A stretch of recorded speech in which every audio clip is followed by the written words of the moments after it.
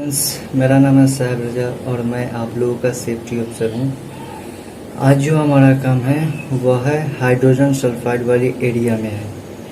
तो hydrogen sulphide के बारे में जानते हैं और इससे होने वाले हज़ार्ड और इससे कैसे कंट्रोल करें इसके बारे में जानते हैं। ठीक है, तो हाइड्रोजन सल्फाइड एक कलरलेस गैस होता है। इसमें कोई तरह का कलर नहीं होता है और इसका जो स्मेल होता है वह रोटेन एग के तरह स्मेल करता है, यानी एक सड़े हुए अंडे की तरह स्मेल करता है। ठीक है, और आप कभी भी आप साइट पर कहीं पर कंस्ट्रक्शन एरिया में काम कर रहे हो, अगर आपको सड़े हुए अंडे जैसा स्मेल आ रहा है तो समझ जाइए कि वहाँ पर हाइड्रोजन सल्फाइड वहाँ प्रेजेंट है और ये एक टॉक्सिक गैस है और यह हाईली फ्लेमेबल गैस भी होता है। ठीक है, और इसे 500 का फ़ारेनहाइट हीट मिले तो यह खुद ब खुद फायर लगा सकता है। और अब हम लोग जानेंगे हाइड्रोजन सल्फाइड कहाँ कहाँ पाया जाता है।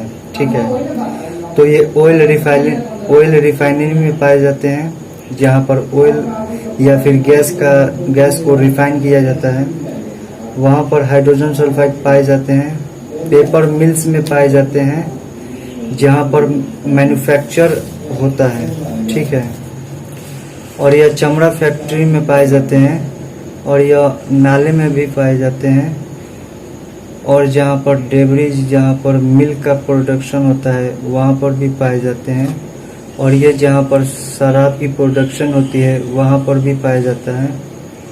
और हाइड्रोजन सल्फाइड जो होता है वह एयर के मुकाबले 90% हेवियर होता है। इसलिए कभी भी अगर आपको लीकेज महसूस होता है या फिर हाइड्रोजन सल्फाइड प्रेजेंट आपको पता है तो उस जगह से आप तुरंत भागे वहाँ से। और जो भागने का जो डायरेक्शन होगा वह वाइन का डायरेक्शन देखने की, वाइन किस साइड से उसके ऑपोजिट में ही आपको भागना चाहिए। और आप जहाँ पर काम करने जा रहे हैं, अगर वहाँ पर 100 ppm से ज़्यादा कॉन्सेंट्रेशन लेवल हो हाइड्रोजन सल्फाइड का, तो उस एरिया में आप बिल्कुल काम ना करें, आप ना जाएं उस एरिया में, क्योंकि ये आपके लाइफ के लिए बहुत डेंजर हो सकता है, आपकी जान जा सकती है। आपको मालूम होना चाहिए कि 100 ppm से अगर ज़्यादा कॉन्सेंट्रेशन लेवल रहता है तो उस एरिया में आप जाते हैं तो आपको सिंगल ब्रेथ में ही डेथ हो सकती है, इसलिए वहाँ पर न जाएं। ठीक है, और हाइड्रोजन सल्फाइड वाले एरिया में अगर आपको काम करना है तो उसका ppm 10 ppm से अगर कम कंसंट्रेशन लेवल रहता है तो मैक्सिमम वहाँ पर 8 आवर्स तक का वहाँ पर काम कर सकते हैं। और हर कंपनी का पॉलिसी अलग अलग होता है, लेकिन जो एवरेज जो होता है वह 10 ppm में आप काम कर सकते हैं।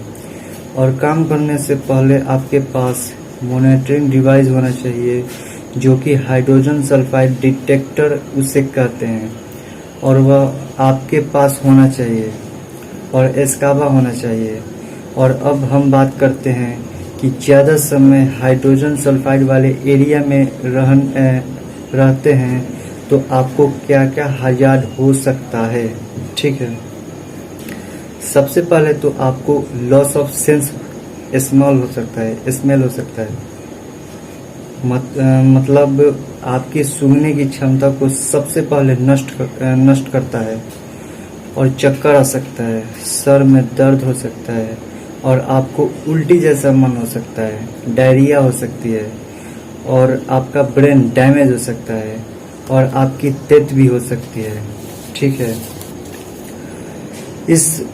इन सब खतरों से बचने के लिए आपके पास सबसे पहले तो मॉनिटरिंग डिवाइस डिटेक्टर होना चाहिए, जो आपकी हाइड्रोजन सल्फाइड का कॉन्सेंट्रेशन लेवल चेक करेंगे और आप इसे यूज करेंगे, ठीक है, और एस्कावा का यूज करेंगे, और जहाँ पर हम काम करेंगे तो वहाँ पर वेंटिलेशन होना चाहिए, और अगर वहाँ पर वेंटिलेशन नहीं है तो आप मैकेनिकल वेंटिलेशन यूज कर सकते हैं। और हाइड्रोजन सल्फाइड जहाँ पर है तो वहाँ पर हम लोग वार्निंग पोस्टर और साइन बोर्ड का इस्तेमाल करेंगे, ठीक है।